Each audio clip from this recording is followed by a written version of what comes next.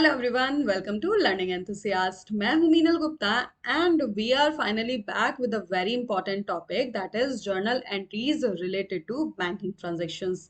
पूरी journal entries में banking transactions related journal entry में थोड़ा सा कंफ्यूजन हो जाता है, तो उसी सारे कंफ्यूजन को आज हम इस वीडियो में दूर करेंगे। वीडियो में अंत तक बने रहें और यदि आपने चैनल को सब्सक्राइब नहीं किया है तो प्लीज चैनल को सब्सक्राइब कीजिए, बेल आइकन को हिट कीजिए so that we can be connected more. तो चलिए विदाउट एनी फर्दर डिले बढ़ते हैं आज की वीडियो की तरफ। देखिए, बैंकिंग ट्रांजैक्शन को समझने से पहले आपको एक बहुत ही इंपॉर्टेंट टर्म को समझना होगा जो कि है बैंक अकाउंट। ठीक है, बैंक अकाउंट। पूरी जर्नल एंट्री में ये अकाउंट सबसे ज्यादा यूज होने वाला है, ये टर्म सबसे ज्यादा यूज होने वाला है। तो यहाँ पर बैंक अकाउंट डिनोट करता है किसको? एक पर्सन को डिनोट करता है। और कहा भी गया है कि बैंक अकाउंट जो है वो पर्सनल अकाउंट होता है, पर्सनल अकाउंट होता है, आर्टिफिशियल पर्सनल अकाउंट।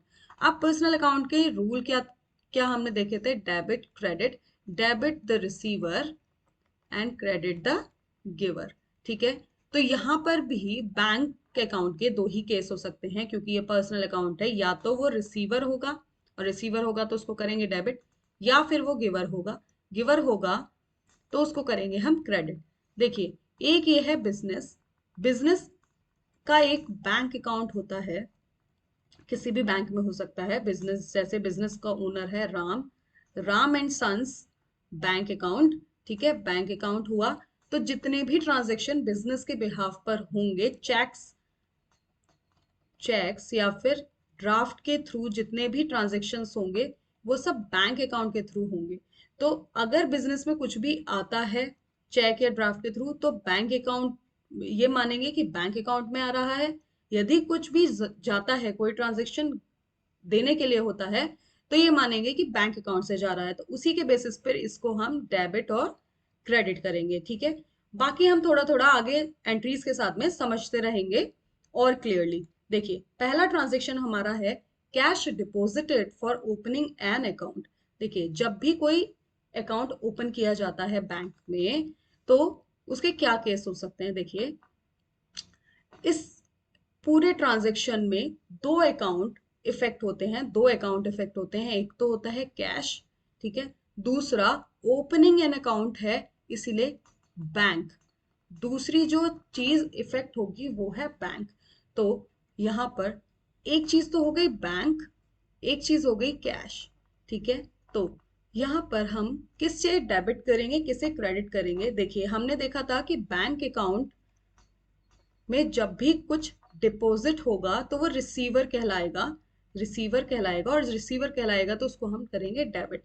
अब cash deposited for opening an account, तो बैंक में कैश जाता है ओपन करने के लिए अकाउंट को, तो जब इसमें कैश जा रहा है तो ये रिसीवर बन गया, और रिसीवर बन गया तो बैंक अकाउंट को हमें करना पड़ेगा डेबिट।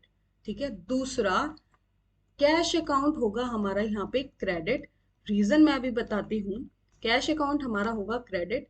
रीजन होता है कैश के क्रेडिट होने का कि बिजनेस से, क्योंकि ये अकाउंट बिजनेस ओनर ने ओपन किया है, तो बिजनेस में से उसको कैश देना पड़ेगा ये अकाउंट को ओपन करने के लिए। ठीक है, तो कैश बिजनेस से बाहर जा रहा है, और जब बिजनेस से कुछ भी चीज बाहर जाती है, व्हाट गोज आउट, तो रियल अकाउंटिंग का रूल लगता है जो कि होता है credit. What goes out is credit, what comes in is debit. तो इस हिसाब से यहाँ पर ये हुआ है क्रेडिट और ये हुआ है डेबिट। ठीक है, दूसरी एंट्री हमारी है cash withdrawn from bank for personal use. ठीक है, इससे पहले एक दूसरी एंट्री देखते हैं, कैश विड्रॉन। देखिए, जब कैश विड्रॉन लिखा हुआ है तो दो केसेस हो सकते हैं, या तो कैश पर्सनल यूज के लिए विड्रॉ किया गया है, या फिर कैश ऑफिस यूज के लिए, ऑफिस यानी कि बिजनेस यूज के लिए, बिजनेस यूज के लिए विड्रॉ किया गया है।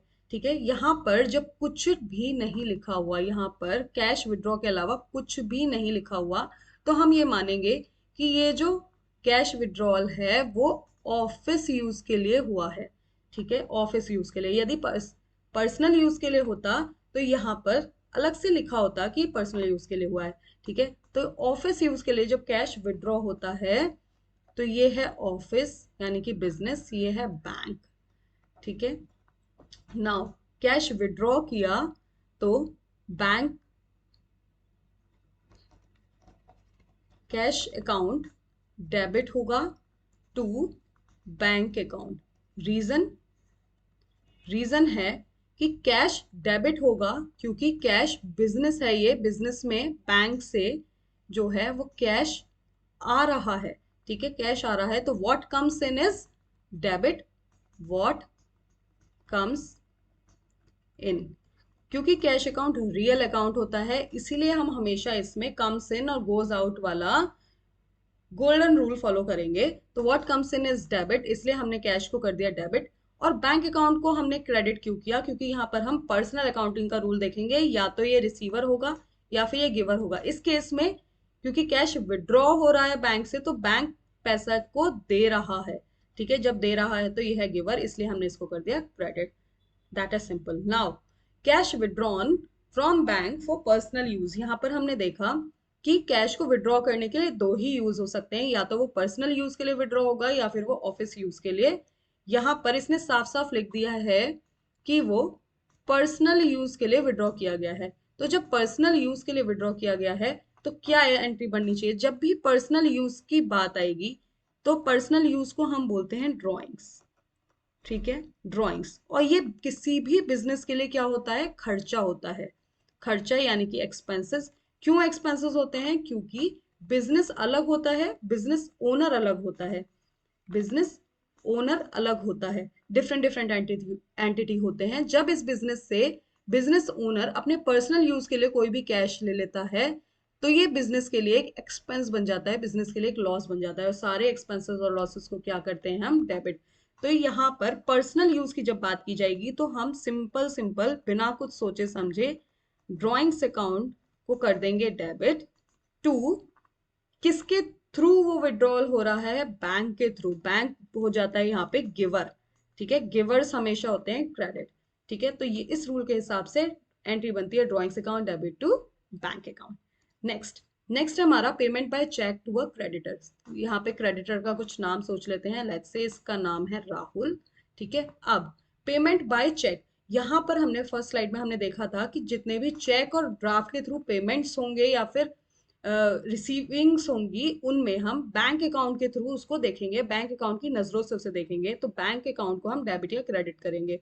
ठीक है, तो अब यहाँ पर पेमेंट बाय चेक, चेक से पेमेंट हुआ है क्रेडिटर को, क्रेडिटर यानी कि राहुल। तो रिसीवर कौन हो गया, राहुल मतलब पर्सनल अकाउंट, या तो ये रिसीवर होगा या फिर ये गिवर होगा।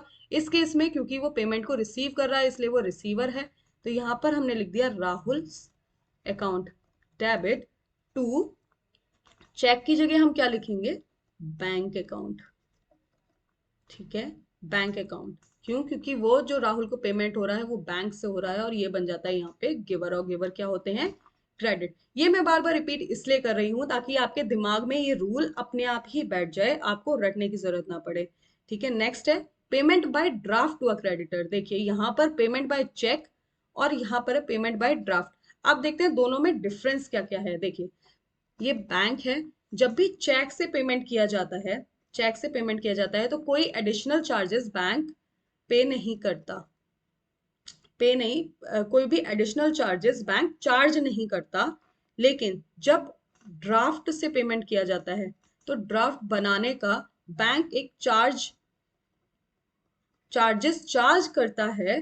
ठीक है, तो उसको कहते हैं हम बैंक चार्जेस।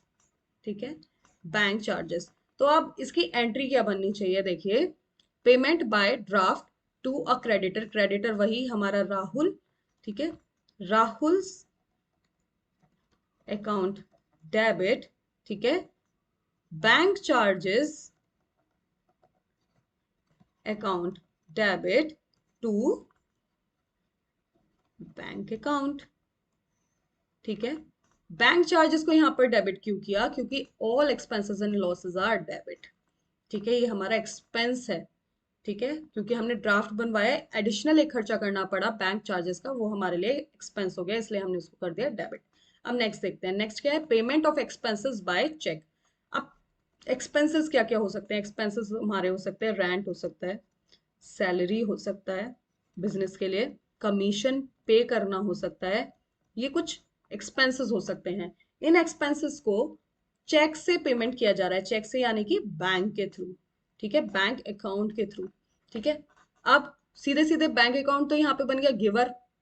गिवर क्यों? क्योंकि वो पे कर रहा है एक्सपेंसेस को, तो ये तो हमारा हो गया क्रेडिट, सीधे सीधे यहाँ पर लिख दिया हमने टू बैंक अकाउंट, बिना कुछ सोचे समझे। यहाँ पर payment of expenses, rent, salary, commission, ये सारे क्या है? एक्सपेंसेस हैं। एक्सपेंसेस होते हैं डेबिट।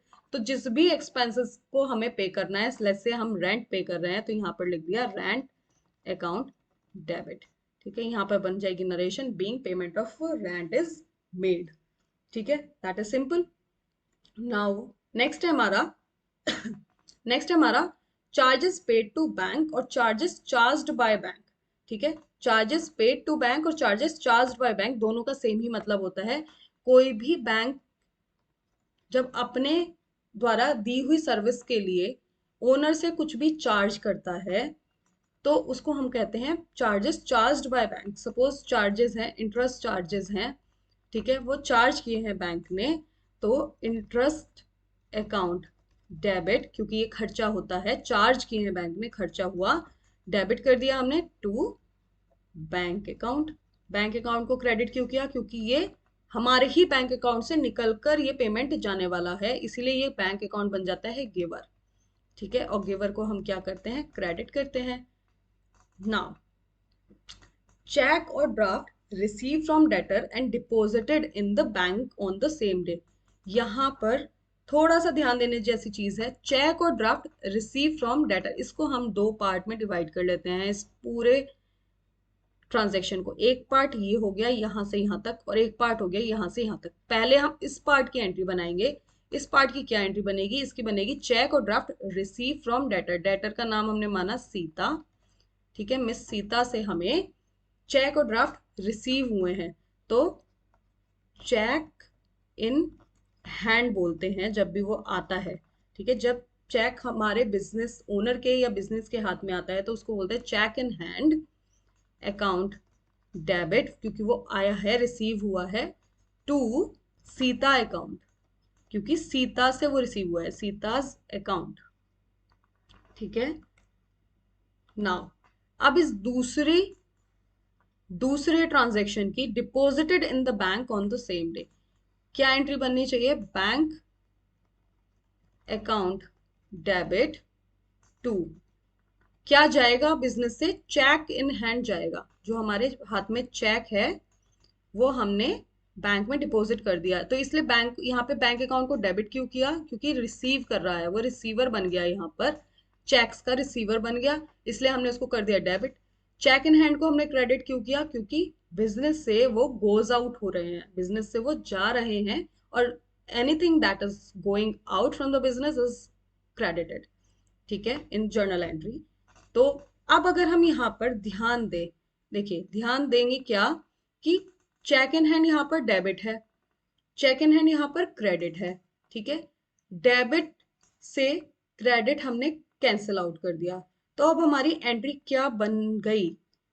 बैंक अकाउंट डेबिट, ये वाला bank account debit to Sita's account, to Sita's account, ठीक है। हमारी एक ये कॉमन एंट्री ये बन गई।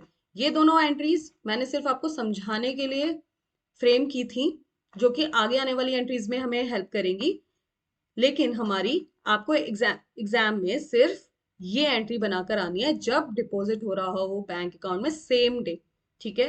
नेक्स्ट है हमारा चेक और draft receive from debtor and not deposited in the bank on the same day. यहां पर क्या आ गया? नॉट डिपॉजिटेड, ठीक है, वहां पर क्या था? डिपॉजिटेड। अब नॉट डिपॉजिटेड का क्या होगा? देखिए, चेक और ड्राफ्ट रिसीव फ्रॉम डेटर,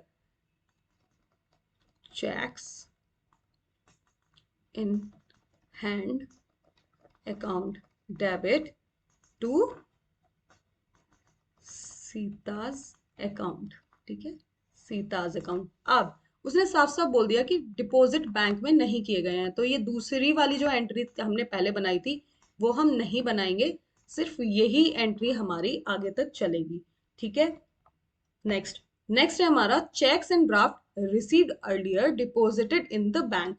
अब जो ये चेक और ड्राफ्ट यहाँ पर रिसीव हुए थे, जिन्हें हमने अभी तक बैंक में डिपॉजिट नहीं किया था, उनको हम यहाँ पर नेक्स्ट एंट्री में अब डिपॉजिट कर रहे हैं। तो उसकी क्या एंट्री बननी चाहिए? Bank account debit. डेबिट क्यों? क्योंकि वो रिसीवर है। To cheques in hand. Cheques in hand credit क्यों किया गया? क्योंकि वो बिजनेस से जा रहा है। Goes out. Goes out, anything that is going out is credit. ठीक है, यहाँ पर क्रेडिट किया। अब ये देखिए कि क्या डिफरेंस था इस एंट्री में। सिर्फ ये था कि चेक और draft receive from debtor and deposit in the bank on the same day. जब सेम डे कर दिया तो ये दोनों एंट्री बनेंगी।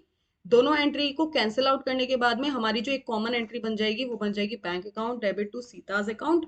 ठीक है, तो एग्जाम में तब हम ये अलग अलग एंट्रीज ना बनाकर ये हम दिमाग में बनाएंगे, सिर्फ एक कॉमन एंट्री यही बनाएंगे। ये सिर्फ समझाने के लिए बनाई गई है। जब दूसरा जब वो सेम डे डिपॉजिट नहीं किया जा रहा तो ये सिंगल एंट्री बनाकर छोड़ देंगे, दूसरी एंट्री नहीं बनाएंगे। और दूसरी एंट्री कब बनाएंगे?